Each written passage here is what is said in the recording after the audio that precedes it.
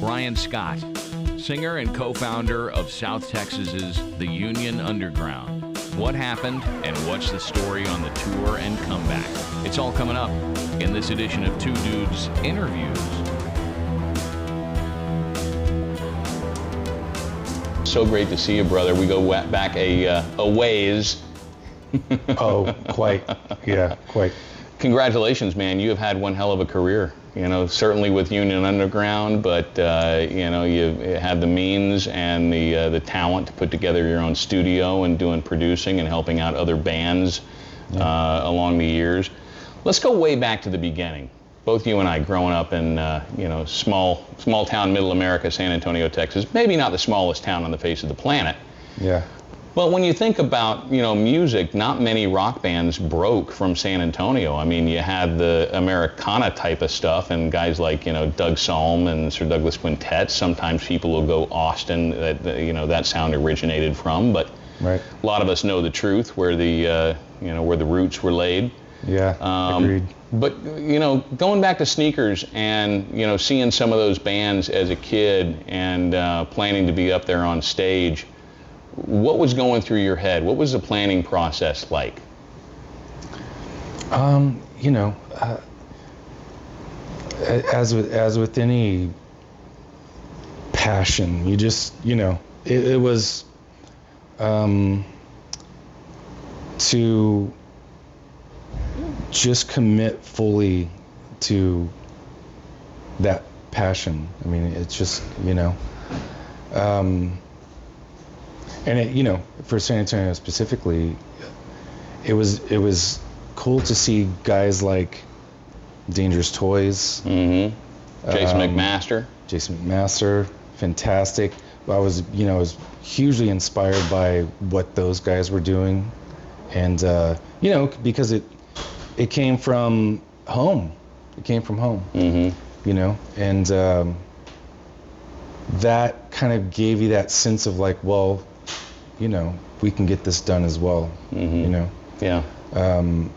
Because when it's so close to home, you know, it gives you a sense of being able to get it done. And you know, so that was, you know, they were actually a very big inspiration for me personally, you know, to watch that grow. And let's talk about that a little bit. You know, Union Underground, there was always a groove behind the music, right? I mean, there are some bands that, and I'm not going to throw anybody under the bus here, that sound so compressed and so same within a song. It's great for metal's sake, or it's great for rock's sake, but a lot of bands can forget about the groove for the sake of being heavy. And Union Underground always had that groove. Was there a band, you mentioned Dangerous Toys, I think about, you know, the first and second Lynch Mob album that was a big influence to you when you listened to it and went, I want to write stuff in that kind of vein, or I hear what they're doing from an artist standpoint. Yeah, I was you know, I'm a big 90s kid. You know, I mean, you know, obviously I was not a kid in the 90s, but that's my inspiration lyrically, and even just sonically, maybe I like the drier things, and I was really inspired by that era of stuff, you know, and even the, you know, the 80s, musically I like the 80s, and then vocally I'm more of a 90s guy. So okay, you know, yeah, kind of combining those things is what that record is, you know, taking kind of the, you know, musically it's more of kind of an 80s thing with those kind of riffs and everything, but then vocally it's very 90s. Yeah. Now, An Education in Rebellion was a really dark record from a lyrical standpoint, you know. I mean, it talked a lot about, you know, drug use and questioning God and authority and all that type of stuff. Tell me about, you know, life before music. What was life like growing up for you as a kid in San Antonio, Texas, that, you know, has a large Hispanic population? It's very blue collar, very service, you know, industry oriented. Was it tough for you as a kid, or were you just writing out of inspiration from what you saw? It's always a combo of things. Obviously, a lot of that comes from, personal experience growing up, around a bit of substance abuse and having that experience, and just, being a part of that world growing up. And then also, sometimes you take things and just completely exaggerate them for the point of the story. So, but yeah, it does come from some personal experience. Yeah, for sure. Yeah. So you guys, obviously you had bands before Union Underground, and another interview refers to that. I'm not going to dig into that so much, but when you got the call from James Jetta, your manager at the time, that Columbia Records and importantly John Clodner was interested, and here's kind of what they're offering, was that like I hit the lottery, or how do you internalize something like that and go, man, we can't screw this one up? Well, we knew that, like, the thing that maybe is missing, a conception with, especially back then, with getting, a record deal, that's step one. I mean, that's not, you know what I mean? That's step one. Yeah, you haven't written the hit record yet. No, and, a lot of people think, oh, well, we're done now. We got signed, we're done. It's going to be gravy. No. Yeah. That's when the work starts. Yeah. Because now you're in a playing field with all the biggest players, and you have to compete with all the best of the best. So talk about that. How can you go out on the Ozfest and hang out with all these big bands and all these guys who have made it, and then the excesses and trappings of that, and balance that relationship between being a super pro and keeping your eye on the ball and going, I'm a fucking rock star, let's live it up and live up to the name and the persona and everything else. Yeah. Or did you? Well, no, that is a huge balance. And, with a lot of humans, you tend to, veer off the path of your professionalism, you know. So yeah, that does happen, of course, and two, it's an age thing. We're in our mid-20s, so you're just that immortal age. You're kind of a ridiculous clown. Yeah. You know what I mean? So, but like you said, there's always a balance, and it sways both ways, on different days, So, yeah, it was always a struggle, and it could have. Veering off is, what causes a lot of grief within your camp professionally, and that, and that was kind of a bit of a pitfall for Union, the original lineup, because we're just all kids, man, and sometimes you just don't keep it together. Yeah, you've got John Moyer in Disturbed now, and Patrick Kennison doing his own thing with Lita Ford. Josh, I don't know what Josh has been up to, but are you on any kind of footing with any of those guys? Do you talk to any of those guys anymore? Oh yeah, no, John I talked to, and him and I are great friends. Josh, I haven't spoken to him in a few years. I think he's such a fantastic drummer, and I think maybe he just, has some internal demons, struggles that he needs to deal with, and just kind of, stay out of it, but And no, I haven't spoken to Pat. Patrick That's too in bad. years. I feel bad about that because you guys were a pretty damn good duo together. And you know, I don't know the inner workings of it, who wrote what, or you know, who offered what, or you know, who added to that. But you certainly had some magic. Now, you mentioned the word balance earlier. And I know you've done quite a lot of work over the span of the past decade, 2 decades. When did An Educational Rebellion come out? 2000? July 18th, 2000. Okay. Yeah.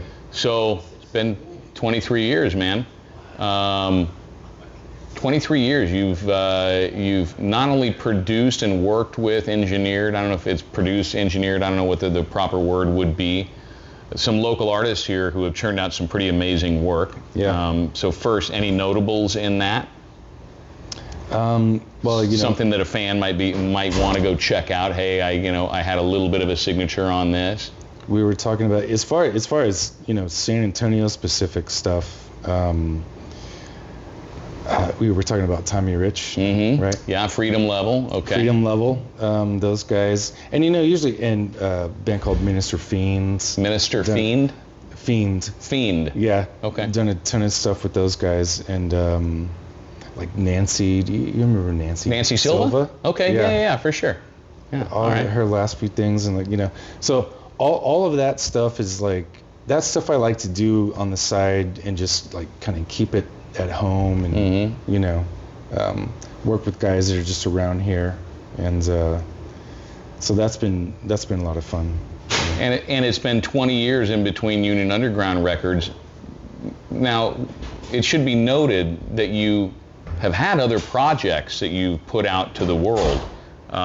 Into the Fire and Cult to Follow, which I absolutely loved. Thank you. What's the story on either one of those 2 projects? And importantly, where are we at with a new Union Underground record? And what makes each band different? That might be a big question. So Cult to Follow is 100% active. I mean, there's new stuff coming out this year.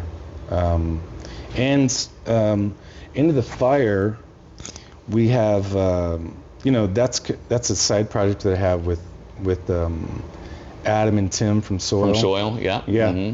And we just whenever we can kind of get around to it, I mean, everyone's busy with all their stuff. And it's just a fun thing that we do on the side. And, you know, the couple songs we put out were fantastic.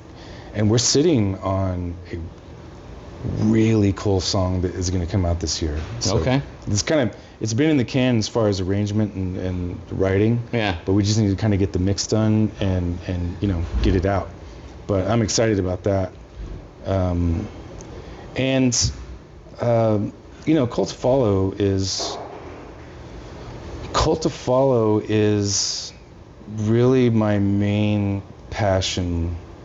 You know, I mean, it really is. Now, what makes you, when you go about the process of writing a song, you know, I don't know if it's a collaborative effort. So you got the guys in Union, which, by the way, you're going out on a fairly substantial tour. You're doing a lot of dates with Soil. Yeah. What's the name of that tour? Return of the 90s or the night? What's it Return called? of the 90s. It's close. Back to the 2000s. Back to the 2000s. There you go. It's a little after the 90s. Like, you're making me look entirely too old here. Like, no. We're both 90s kids, man. What can I say? Yeah. Okay, so when you go about the writing process, fans outside the door trying to get to the backstage. They were trying to break the door down. What makes you think, well, this is a Union song and this is a Cult to Follow song? No, that happens a lot, and that's, you know, that's why I wanted to. The last 2 or 3 years, maybe even going back about 5 years or so, I was writing stuff that I was intended for Cult to Follow, and thought, you know, this is more of a Union Underground song. I mean, it has to be, you know, and there's similar vibes with those projects, but you know, I mean, obviously with the same singer, there's always going to be like, you know, it's going to feel familiar. You know? Could you sum it up in a log line, like Cult to Follow, a blah blah blah blah blah blah blah, Union Underground, a band that blah blah blah blah blah blah blah? Not really. I mean, Tough to define. Yeah, it's just. I said this the other day with someone. Like Union Underground's more of like, you know, a bit chaotic. You know, as far as the writing and it comes more from the head. And just. Okay. You know, just kind of chaos and random thoughts and just, you know. Cult to Follow is a little more from the heart, a little more about life experiences that I've had. And, wow. So those are really different approaches. For sure. You know, and which I you know, I enjoy that because Cult to Follow can be a little weighing on the heart for me. Mm-hmm. You know what I mean? A little too close to home. Yeah, and Union Underground's a little more fun, like a little more ridiculous. Like I can just go off into, you know, chaos and, you know, and not be so weighed down by it. So tell the fans, when can we expect a Union Underground full album? What's it looking like? How many tracks are on it? Have you gotten to that part of the process? Are we that close, or are we still 6, 12, 16 months away? Yeah, not that close on like having an official date. And honestly, I don't know how I want to approach putting that out because there's so many options with that these days. The world has changed so much in the past 23 years. Man. How do you market this? How do you get it out? What's the best avenue? How can you sync it? You know, how can you look for ways for that type of exposure too? I don't know if I want to do just, hey, here's 12 new songs and go pick them apart and cherry pick whatever you want and download them or stream them, you know, whatever. Yeah. So, you know, and you know, I've always been a big fan of giving people less to choose from so that they only focus on that one thing. So, okay. It might just be singles only for a bit. Okay.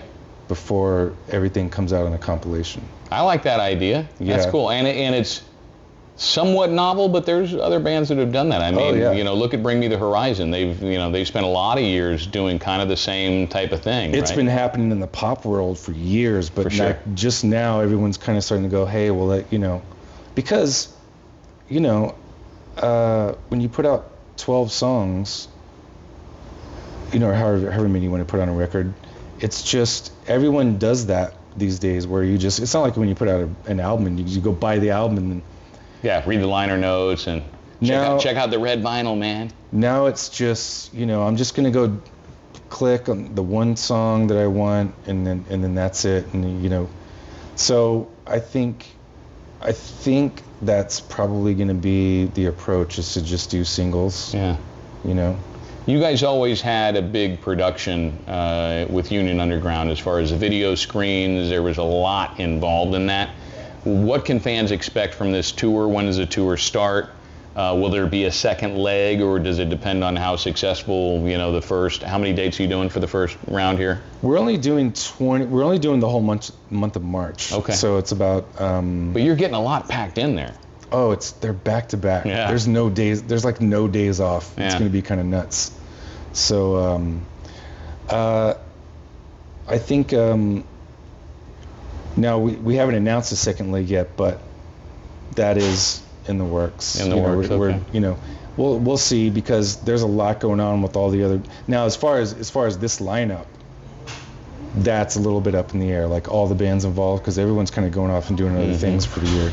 But we are doing a UK run. Yeah. So back to the 2000s, we're doing, you know, that first leg, which is all of March, and then the UK, we're going to do a run with Soil as well. So Soil's going to be involved in that. And but it's not announced yet, so, you know, can't all the details. I don't know when it's going to come out, but it should be announced in the next probably 2 weeks. Okay. So we're doing a UK run in November with that package. Very cool. And then, you know, we're going to take the rest of the summer to kind of finish up new music. and then maybe do a couple of festivals here and there. Okay. Just one-offs, you know, so it doesn't take up a shit ton of time. Yeah. And then that's it for the year. So I mean, only focus on finally getting new music out. Right. So, right. What is? I've been promising it for a long time. You have too damn long. Damn you. What is going back to the theme of balance? What does personal life look like? When does it come time where you're like, okay, I can't work recording another band or taking in this music or trying to write something or doing this? When do you just unplug? And then what do you do for unplugging? Are you a video gamer? Do you go fishing? Are you a camping fan? I mean, what? I'm kind of not. Like, I don't have much of a life, Jave. Aside from music, I get it. Yeah. Outside of the funny thing is, like, just being in the studio, just being in that little box, and just creating, even just jacking around, even if it's not on a schedule or any deadlines or anything, is really just my happy place. Yeah. It really is. You know, if I go too long without, which the last few months has been like that, where there's been so much going on with getting this tour ready that I haven't been in the studio, enough. Yeah. I start to feel completely purposeless. No kidding. You know what I mean? Wow, yeah. When I'm sure. not in the studio, I just start to feel like I have no idea what I'm doing on the planet. It's crazy. I'm going to throw this out there just to kind of stir the pot a little bit, but and I'm sure there's too much legalese, and sometimes bands buy on to tours. It's something that happens. Bands will actually pay to go out on a big tour to get them a lot of exposure. Yeah. But let's say, your buddy Moyer and David and those guys say, hey, Bryan, why don't you come out for a handful of Disturbed dates? Is that something you'd be down to do, bring Union Underground out to, open for a handful of Disturbed dates? Or is that not really the right, I don't know. Oh, no, it's very, yeah. Okay. Yeah. Look for that to happen. I think you're already predicting 2025. Okay. Yeah. I hope so. I would love to see something like that. Yeah. Right. Well, Bryan, it's always great to see you, brother. It's been a long time, and I appreciate you taking the time out to come and hang out and talk, man. I can't wait to hear the new music. Oh, man. Get it to me first, will you? Oh, of course.